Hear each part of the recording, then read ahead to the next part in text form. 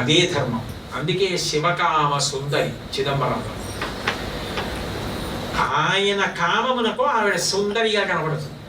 మనందరికీ అఖిలాండేశ్వరి, మనందరికీ అమ్మ, ఆయనకి ఇలా. కాబట్టి వాళ్ళిద్దరూ తల్లిదండ్రులు. వాగర్థావివ సంపృక్తౌ ఆగర్థ ప్రతిపత్తయే జగత పితరౌ వందే పార్వతీ పరమేశ్వరం. అప్పుడు ఆవిడ పరశివ జాయే, అటువంటి తల్లి వరముని భావ్యే. మునులు మననం చేస్తూ ఉంటారు. ముని అంటే మననం చేసేవాడు, ఎప్పుడు గుర్తు తెచ్చుకుంటుంటాడు. అబ్బా ఏమి తల్లి, ఏమి తల్లి, ఏమి తల్లి. ఆ గుర్తు తెచ్చుకోగా తెచ్చుకోగా తెచ్చుకోగా తెచ్చుకోగా ఏ భావన వస్తుంది? ఆవిడ నాకు కూతురుగా వస్తే బాగుండు అని భావన వస్తుంది. ఒక అనుబంధాన్ని కోరుతుంది మనసు. దానికి ఉండే లక్షణం అది. చూడండి, అందుకే బాగా మనకి ప్రేమ ఉందనుకోండి, నువ్వు నా కూతురు లాంటిదానివమ్మా అంటారు. అంటే ఎక్కడో ఆ ప్రేమ, ఈమె నాకు కూతురు లాంటిది అని అనిపిస్తుంది. అనిపిస్తే నువ్వు నా కూతురు లాంటిదానివమ్మా అంటే తండ్రి భావన పొందాడు అక్కడ. అట్లా ఆమె నా కూతురైతే అనిపిస్తుంది. అలా అనిపించిందో ఆవిడ పడుకుంటుంది. నా ఎందు ఇంత ప్రేమ పొందావా, నాకే తండ్రిని అవ్వాలనుకుంటున్నావా అని నీ ముచ్చట తీరుస్తుందని వరముని శ్రేష్ఠుడు ఓ అనుబంధాన్ని కోరుకున్నాడు. తల్లి అని తెలుసు, లోకాలకు తల్లి అని తెలుసు, తను బిడ్డని తెలుసు ఆయన ఆ మునికి. కానీ ఆవిడ నాకు కూతురైతే అనుకున్నాడంటే ఆ గుణముల చేత అంత ప్రీతి చెందాడు. అమ్మగా ఉంటే కాళ్ళు ఒత్తగలం, పిల్లగా ఉంటే ఎత్తుకోవాలి, ఆడించాలి, అన్నం పెట్టాలి, ఏవో ఆయన మనసులో భావాలు, సంతోషం. ఆ పిల్లతో అలా తండ్రిగా ఉండాలని ఆయనకి కోరిక. తను పెద్దరికం కావాలని, ఆ పిల్ల తన ఇంట్లో తిరగాలని, ఏదో తను పూజ చేసుకుంటుంటే ఆ పిల్ల నృత్యం చేయాలని, నృత్యం దర్శయామి అంటే ఆ పిల్ల నృత్యం చేయాలని, ఏదో తండ్రి అన్న భావన పొందాడు. ఉత్తమ భావనే కదా, అందులో దోషం ఏముంది? అలా పొందితే ఆవిడ ఏం చేసిందంటే, అలా పొందిన వాళ్ళందరి కోరిక తీర్చడం కోసమని చెప్పి వాళ్ళకి బిడ్డగా వచ్చింది. అలా ఒకసారి కాదు, ఎన్నిసార్లు వచ్చిందో. ఇంకా విచిత్రం ఏంటంటే, ఆవిడ ఎక్కడ వచ్చినా ఆడపిల్లగా వస్తుంది.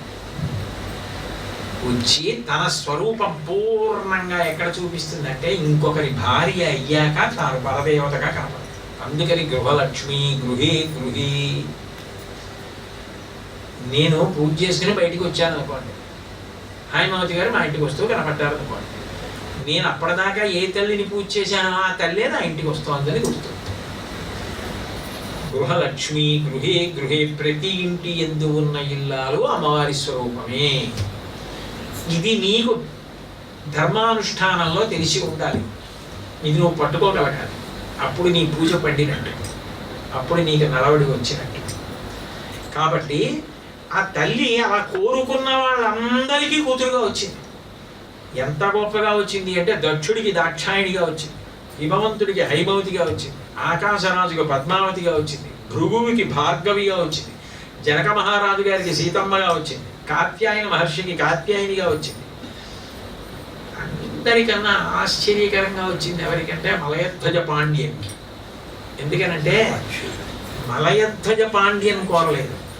విచిత్రం ఏంటంటే కాంచనమాల కోరింది. కాంచనమాల మలయధ్వజ పాండ్యన్ భార్య. ఆ కాంచనమాల అంతకు ముందు జన్మలో ఆమె విద్యావతి.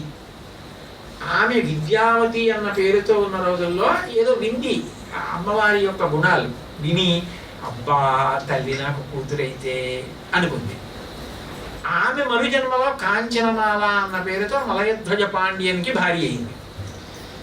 ఇప్పుడు ఆ మలయధ్వజ పాండ్యన్ హోమం చేశాడు సత్సంతానం కలగాలని. ఈవిడ మరి అడిగిందిగా, ఈవిడ కోరిక తీరాలి.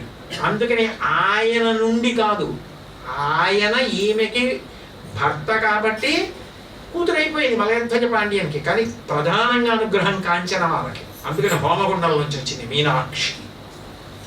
అందుకే మిగిలిన వాళ్ళకి కూతురుగా రావడం వేరు, మీనాక్షిగా రావడం వేరు. మీనాక్షి కూతురుగా ఇంట్లో తిరుగుతోంది, మీనాక్షి మనవరాలుగా తిరుగుతోంది. మీనాక్షి మీనాక్షి పిలవడం కూడా అంత గొప్ప. ఎందుకంటే అమ్మవారుట మిగిలిన ఎక్కడైనా సరే సుప్రభాతానికి లేస్తుంది. సుప్రభాతంలో ప్రధానంగా ఏవి చెప్తారంటే పక్షుల కోతలు చెప్తారు. అచ్చులకు అలరుస్తున్నాయి, పక్షులు అరుస్తున్నాయి, తెల్లవారుతోంది, అమ్మ నిద్రలే అని చెప్తారు. ఒక్క మీనాక్షి మాత్రం వేదనాదానికి నిద్రలేస్తుంది, వేదమంత్రాలకి నిద్రలేస్తుంది. అటువంటి మీనాక్షి బహు గొప్ప స్వరూపం. ఈ భూమి మీద హోమగుండంలోంచి వచ్చి ఒకరికి తల్లి తండ్రి అని అంగీకరించి బిడ్డై నడయాడినటువంటి తల్లి మీనాక్షి. ఆ మీనాక్షి మీనాక్షి అని ఏ కారణం చేతనైనా కూతురికి పేరెట్టుకుంటావో మనవరాలికి పేరెట్టుకుంటావో నీ ఇష్టం. కానీ మీనాక్షి మీనాక్షి మీనాక్షి అని పిలవగలిగిన మనవరాలనుకుని మీనాక్షి మీనాక్షి అని నువ్వు స్మరించిన అది నువ్వు ధరించడానికే కారణం.